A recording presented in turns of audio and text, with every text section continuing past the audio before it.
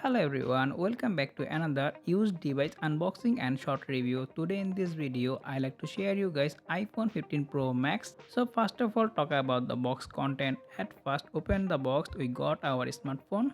Then one USB Type-C to USB Type-C cable and some papers.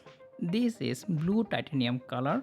First of all, talk about the phone design and the build quality. Design-wise, the smartphone look too much similar to others Apple devices. The phone built with ceramic seal in the front, glass back, and titanium frame with a grade 5 iPhone 15 Pro model. Apple introducing fast titanium frame and new action button. The phone comes with 6.7-inch Super Retina HDR OLED display with LTPO 120Hz refresh rate and HDR10 supported, and the phone peak brightness is 2000 nits. Security wise is come with face unlock, which is very fast and secure.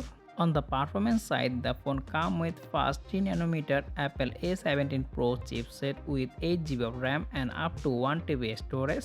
Performance are still best, you don't face any problem more than 3 to 5 years. And right now the phone running iOS 18.4. In the camera department, the phone comes with a triple camera setup.